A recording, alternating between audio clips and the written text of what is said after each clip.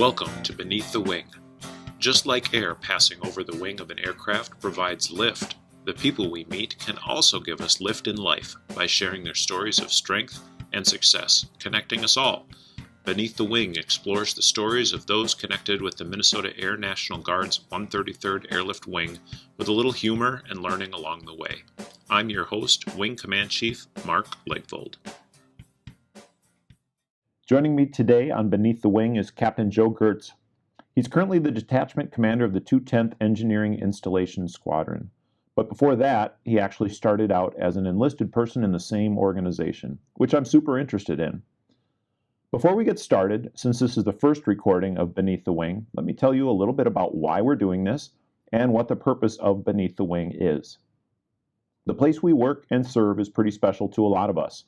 And while the mission and tasks we do are important, it's the relationships and the people that really make a difference. I'm a big leadership development guy, and the more I've learned, the more I've realized that the connection to each other matters almost as much as the rules and regulations we have to follow. So in that spirit, Beneath the Wing will help us not only get to know people connected to our wing, but also how they've grown, changed, and have become the leaders they are today.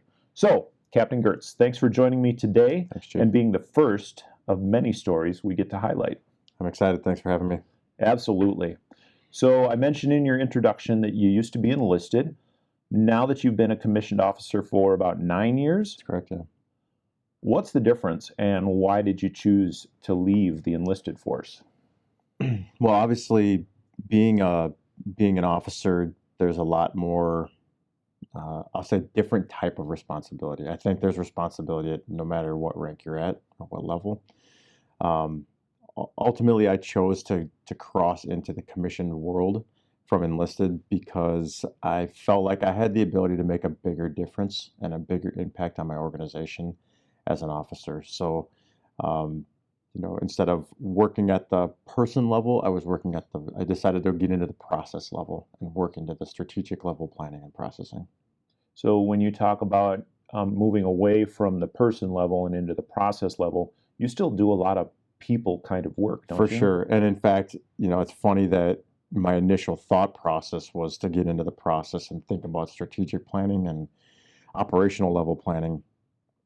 Come to find out, especially in the role that I'm in now, I probably handle more people processes than I do any other type of process now. So I'm doing more with people than I probably ever had imagined. But it's the management and the leadership of the people versus the interaction and the personal lower level interactions. So when you work with people, that's a high reward, but it's also a high challenge environment to work in, isn't it? For sure, yeah. Every situation you get dealt with, I think, regardless of your position, is different. And then when you start throwing the unknown human involvement and interactions in there, again, every situation is so drastically different that it's very difficult to, put a specific, a specific cause or a specific result to a situation. Kind of hard. Yeah. So 9 years ago, you were an enlisted guy. 10 years ago, you were an enlisted guy. And when we come into drill, one of the things I really like is we get to work with people we really care about and respect and that I would consider our friends. And then you move into the officer role and now you're the boss. And on the week to week, right, your responsibility is you're the boss here at the 210th and you coordinate with the traditional commander, right? Correct. So was that hard? Has it been hard where sometimes you've had to sit across the table from one of your friends and now your friend screwed up and you got to hold that person accountable? Absolutely. My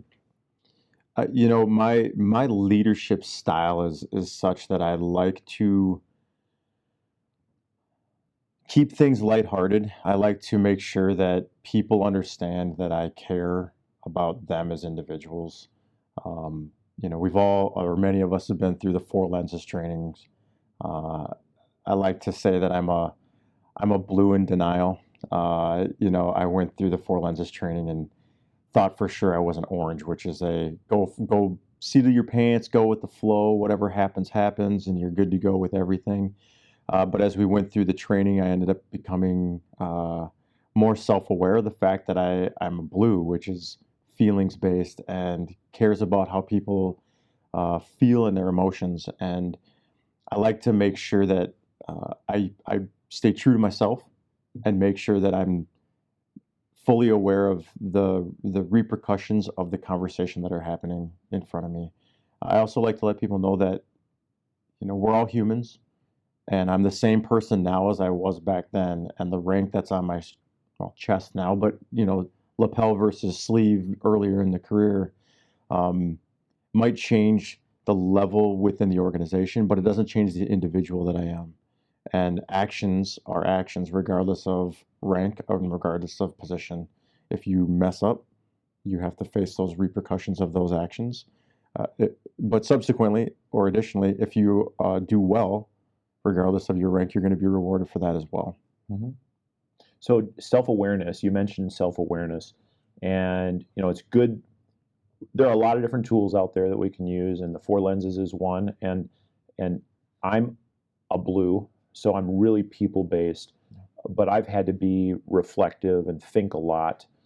If I'm just if I'm working as an airman in a different career field or someplace out in the community in my civilian job, having that self-awareness helps me regardless of where I'm at. What do you do to stay self-aware? What does that mean? I think it's a matter of, I will say that I feel that there's a lot of people in this world that are better at being just naturally self-aware. There are others that need to practice that. And I think at the far end of the spectrum, there are also others that may never, ever get to the point where they're just self-aware. I feel like I'm somewhere in between the just naturally self-aware, and you need to practice it. I think it's a muscle that you can ever develop or continually develop. And so, taking time to reflect on my day, taking time to reflect on my week or my drill weekend, I think that helps me become more self-aware. Additionally, I think taking time to prepare for big events or big situations allows you to become more self-aware. You can kind of formulate what you anticipate might be a situation that you would face in call it a drill weekend. We had a big event over the last weekend with the retirement / memorial of one of our previous chiefs who passed away from cancer, and I was the MC for that event. And I took weeks leading into that event, mentally preparing myself to handle whatever might happen, whether that's laughter, airplanes, tears, all of the above happened. And so part of being self-aware is being prepared. And I think taking the time to prepare yourself helps you become more self-aware in the moment, but then also reflecting back can help you prepare for events in the future. Did you cry? I did. I mean, ultimately, full disclosure, I tried to hold it together the best that I could, but I think at the very end we had a moment where we decided last minute to throw a situation where we typically is reserved, as I mentioned in the thing, typically reserved for military honors and funerals. We did taps at the end. I've said you could be at a birthday party and taps will start playing and you'll get waterworks. So for me, that's where it really got to me, and hearing taps and the emotional and the symbology behind where we had the individual standing in front of the building. I'm getting emotional thinking about it as we speak. So, is it okay for leaders to have emotions like that in front of people that they lead? I would say absolutely. Yeah. I think having a leader who can show emotion and having a leader who can be, I'll call it human, I think is extremely important. It brings them from a higher level of presence down to everybody else's level. And I think it goes back to what I said earlier. We're all the same people, regardless of rank. Everybody cries. Everybody has emotions, and everybody deals with things their own way, but a lot of times the same way. Mm-hmm. And we all struggle. If we're self-aware, we're pretty comfortable with that. Correct. So let's maybe get a little more self-aware of what makes you tick. So I know you're a big fitness guy, right? I am. How often do you work out? Excuse me. If I'm really hard in it, I would say, 4 to 5 days a week is something that I strive to continue. You ever skip leg day?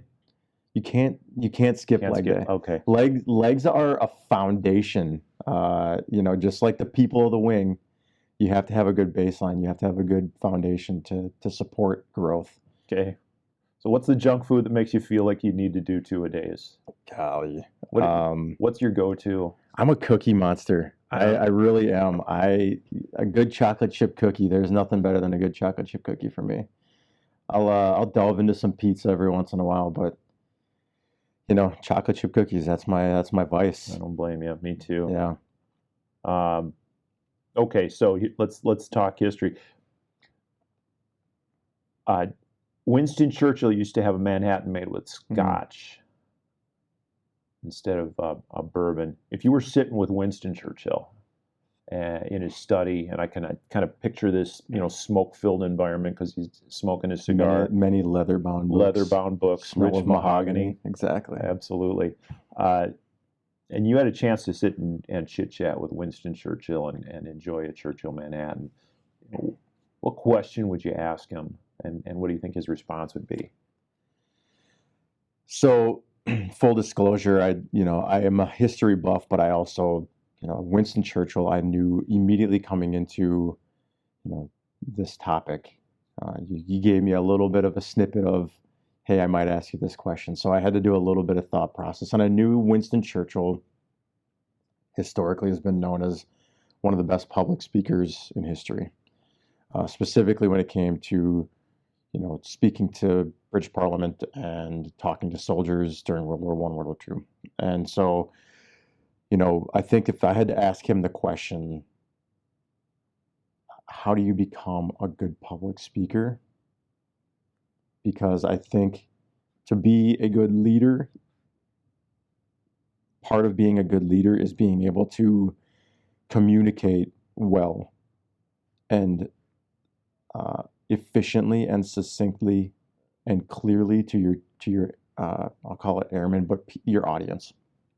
And so how, his prowess as a public speaker, how did he become so good at it? And, you look at some of his historical speeches and the imagery that he presents in his speeches, the emotion that he uses within the words that he speaks, I think that would, if I could assume, he would tell me or give me advice: use imagery, use emotion, understand who your audience is, and speak to your audience, but let the audience develop what their vision of what you're trying to speak to is saying. And I think if I can give an example, if that's all right with you. Sure. So he gave, one of his maybe best known speeches was the fight on the beaches speech back in the 40s, I think, early 40s. Mm-hmm. And he said, I'm just going to read it, but he said, "We shall defend our island, whatever the cost may be. We shall fight on the beaches. We shall fight on the landing grounds. We shall fight in the fields and the streets. We shall fight in the hills. We shall never surrender." So as you hear that, as you read that, you can, I think, physically envision soldiers fighting in the streets, on the hills, on the beaches, on the landing grounds, at whatever cost is necessary to succeed. So. Mm-hmm. And he meant that for the entire island of England, not just the soldiers that he was. Correct. And if people really want to hear that part of the speech, I'm going to refer them to an Iron Maiden tune that's out there called "Run to the Hills," which might date my music tastes, but okay, still. Totally okay. Anybody that wants to weave Winston Churchill into a metal song, I'm all in favor. I'm totally on board with that one for sure. Absolutely. So, public speaking and communicating, that's something that can help everybody in every facet of their job, For sure. regardless. Is that something you're still working on? Yeah, I think. What do you do to work on that? So there's Toastmasters that I've been haven't been involved in, but it's something that I've always wanted to try to dip my toe into. We've had some commanders here in the past that have been Toastmasters, and you can sense that, you can experience the level of practice that they get in those types of things. But I think being available, just doing public speaking, stuff like this, stuff with starting small, getting into small groups, but the Chief Strickland Memorial, being comfortable in front of people is a difficult thing for just about everybody to do, and it only gets easier with time and with practice. And so to get better at public speaking, you just have to do it. Did you grow up shy? No. Gosh, no. So it's not too far of a reach for you. I would say not. No. Okay. What's been a far reach for you in your job? What's been hard? I mean, everybody grows up and they've got their past, and then they join the military or they join their new job, and they have to shift and become good at something that they weren't good at growing up, and they really had to work at. Yeah. What's been a struggle for you? Gosh, interestingly enough, I would say the becoming a leader has been, I don't want to say a struggle, but it's been something that I've had to work very hard to. I'll say I'm a successful leader. I'll let others maybe give me their own opinion on that, but I've had to work very hard. I think the human interaction portion of leadership comes very naturally to me. I'm able to communicate. I enjoy sitting down with people and talking and discussing. But with leadership, with management, with that level of progression throughout your career becomes the administrative side of things. And as an outgoing, extroverted people person, the introverted sitting behind your desk doing the administrative side of things has been a difficult thing for me to kind of get better at and succeed at. And you have to chain yourself to your desk? I do. There's got to be specific times and timelines where I have to make sure that I'm dedicating to the administrative side of things. Otherwise, I'll just go do what makes me happy and go talk to people and be outside of my office. It's hard these days. COVID-19 has changed the way everybody is doing their work. And we're having this conversation on the 23rd of July, 2020, and everything is different. And just yesterday, the governor of Minnesota put a mandated mask rule out there for our state to follow. Knowing your propensity to want to go talk to people in person, face to face, what's been your hardest adjustment to the way we're doing business now? Going back to the management side of things, and I'm not just talking here at the base. I'm talking, everyday life, because we're all struggling with this. But yeah, so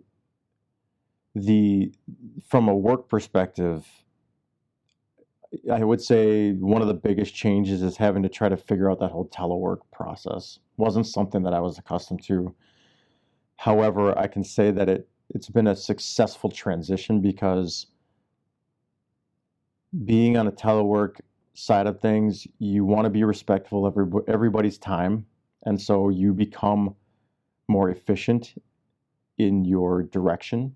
You become more efficient in your use and choice of words.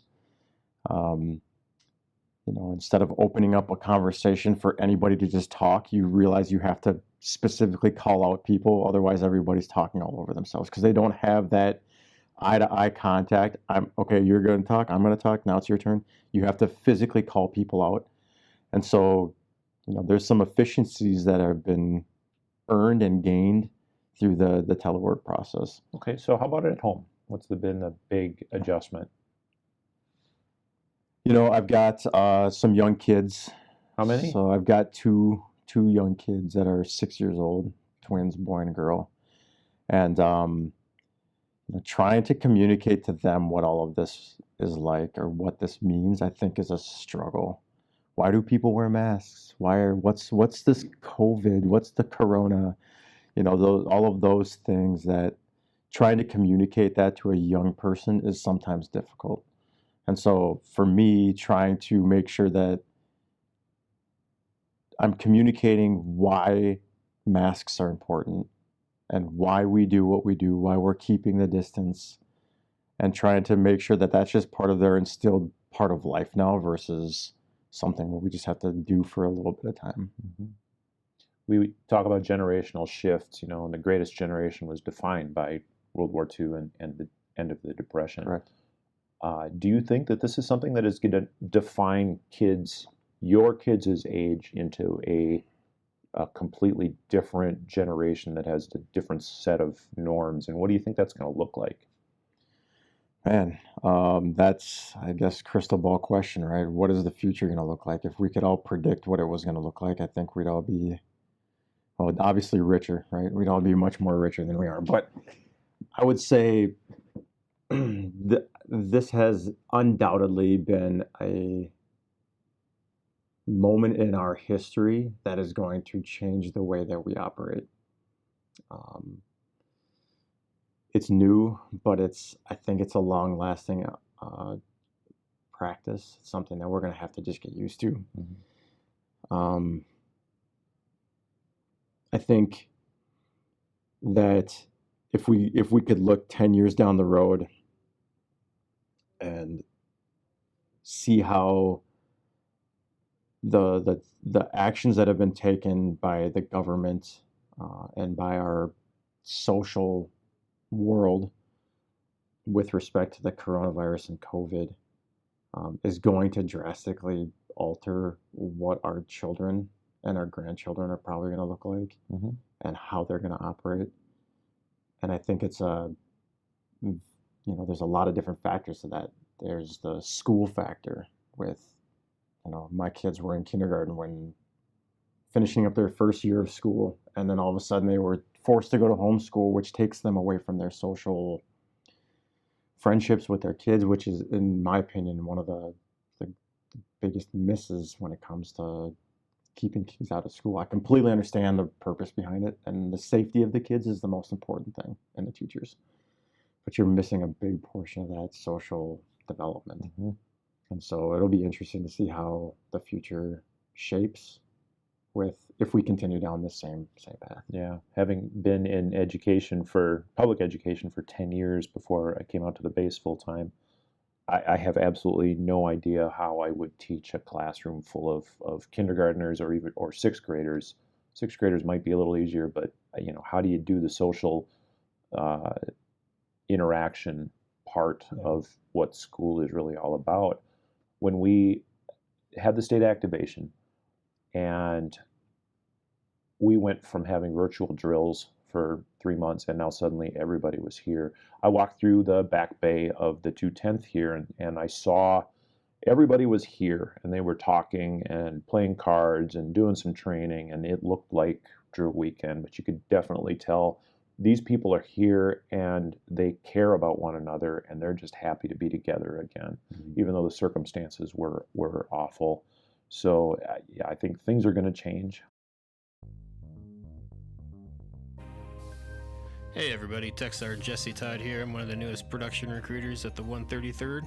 I've got a couple of vacancies opening up here, one for services and one for logistics plans. If you guys know anybody that's interested, aunts, uncles, family, friends, please have them give me a call, 612-713-2034. Have a great day.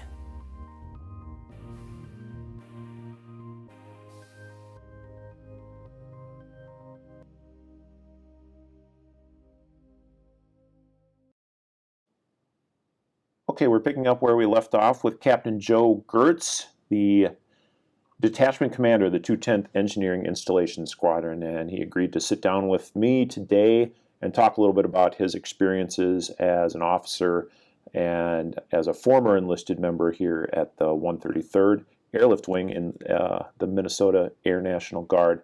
So, coming back from a break, I like to start a little bit with just something a little more light. So, sure. I'm going to ask you a question, and you're limited to one word. So let's just not be a politician today and just give a quick one-word answer. It's rapid fire. Chief, do you know me? Yeah. I like to talk a little bit. Sure. Yeah. I'll do my best, though. Okay, we're going to stretch you a little bit. And I'll just ask you some quick fire questions so we can get to know you a little bit better in a short time. So soccer or football? Football. Favorite animal? Ooh. Let's go with bald eagle. Best dessert? I said it before, chocolate chip cookie. I heard you then. Movie that made you cry? Can I say The Notebook? Man. Sure. We'll go with that one. All right. Guilty pleasure TV show? What We Do in the Shadows. Favorite app on your phone? Oh. Good question. Pass. You'll go back to that one. Meat or veggies? Meat. Nice. Yeah. Worst thing you've ever smelled? Rotting food, I would say. Okay. What's the favorite app on your phone? I'm a big golf guy, so golf GPS maybe. Okay. So The Notebook made you cry. It did. It did. What about it? I mean, it's a sad movie. It really is. I don't know. It just gets to the heartstrings. It's one of those. I don't even know that I like to admit the fact that I watched it in the first place, but you have to sometimes get yourself into the feels a little bit, and I don't know. It's a heartwarming, romantic movie. At the very end, when they're the old couple and they crawl into bed together. I mean, that got me. Yeah. Thinking about getting old, and maybe that was it. Maybe I cried because I was just scared of getting old. Yeah. Are you scared about getting old? Everybody gets old. I'm not scared about it. Okay, that's a good thing. So speaking of getting old, yep.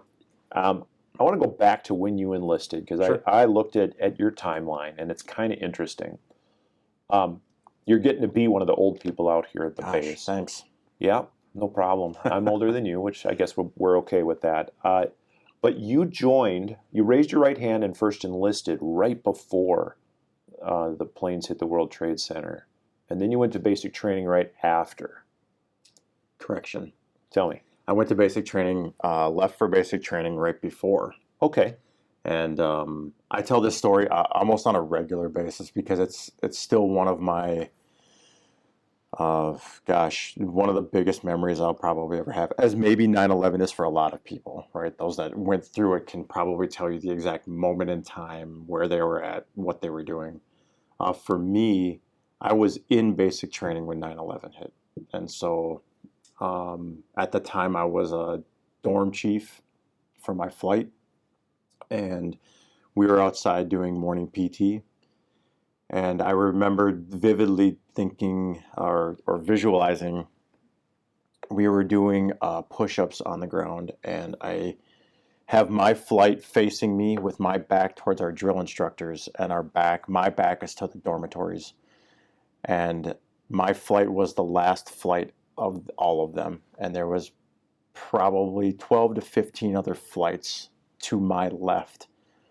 And I happened to glance down the row as I'm doing push-ups and see a flight drill instructor basically walking to every single drill instructor down the row, and subsequently that drill instructor turning towards their flight, and that flight finishing their push-ups and standing up and forming up and marching off. And I thought to myself, that was very strange, because obviously we don't have, we've still got 20 minutes left of PT time in the morning. And I remember hearing the drill instructor that's coming down the row talking to the other drill instructors, talking to my specific drill instructor, saying, S just hit the fan, form them up and get them inside. Mm-hmm. And my drill instructor yelled at me, said, Girtz, form them up, get them inside. And subsequently got inside, and nobody had any idea what was going on. And then we ended up sitting inside our dorms for 2 days straight because of 9/11, because of the attacks on America. And ultimately come to find out that the Lackland Air Force Base, as the primary training facility for the entire Air Force's enlisted crew, was one of the top targets in the country. if there had been another attack. And so we were stuck sitting in the dorms for 2 days until the imminent threat or immediate threat kind of subsided. So, those 2 days were spent watching the news, seeing what was happening, trying to kind of get a grasp of what was going on. But in my role as the dorm chief, early on enlisted leader, kind of helping to console some of those airmen who had family members that lived in the New York area who were affected by these, working with my drill instructor and identifying those people. So you took on a role of caregiver? Almost immediately. Yeah. People needed that at that time. They did. How'd you handle yourself? It was one of those, I think I found myself thankful that I didn't have to deal with some of the situations that those people were dealing with. And as true to being a blue, as maybe I didn't recognize it then, but I do now, a lot of times you take what's in the best interest of everybody else ahead of what is in the best interest of yourself. And so you kind of put your own feelings and your own emotions aside, and you deal with the people that need that care immediately, and then you press forward. That's a hard thing to ask somebody that's a few years out of high school to make that transition. And this kind of leads into the next question about how has this place, serving in the Air Guard is one thing, but just serving in the military is another. How has this place changed you? I mean, I can honestly say that everything I've got is because of the military. And so, I mean, if you were to ask me what I would be doing outside of this, career or this choice of lifestyle, I wouldn't be able to answer you because I have no idea. I've been in the military almost 20 years now. I've been full time in the military for 16, and so I would say that undoubtedly the person that I am today, the man I am today, is directly correlated to the military. Are you happy with the man you are today? I'm unbelievably happy. Do you think you'd be happy with who you are if you would have gone into a civilian job? $1,000 question. I Yeah. guess I don't know. I remember being in college and having a civilian job, working at a Radio Shack and applying to be a manager of a store and not receiving that position, and which then led me down the career path of being a military technician. I can't tell you what life would look like if I had continued down that path. I wish I had that answer, but I don't. That's the $1 million question, isn't it? I would hope that I would be happy with my life, and that goes back to that self-awareness and being comfortable in your own skin, being proud of the person that you become, and proud of the leader or the teacher that you can be of your children. So I guess to answer your question, I hope I would be as proud of myself as I am today if I hadn't chosen the military path. No regrets? No regrets. No regrets. Right.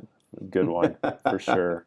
Well, I have to say, having known you as a tech sergeant and knowing you now, you're still somebody that I look up to and respect a great deal. And I want to thank you for taking a little bit of time and sitting down with me and telling me a little bit more about you, so we can build the connections around here at the wing. So, well, the feeling is mutual. I would have to say, couldn't be happier with having a great command chief at the wing, and a friend in you, Chief. So thanks for letting me be here. I'm honored to be not just part of the podcast, but the first. So thanks so much for letting me be involved. Well, we appreciate it. And thanks again for sitting down with me. Join us next time on Beneath the Wing, where my guest is going to be the one and the only Colonel Robin Scar, and he's getting ready to retire, so he's agreed to sit down with me and tell me all about his warm and cuddly side. So we're looking forward to that. Thanks again to Captain Girtz, and we'll see you next time.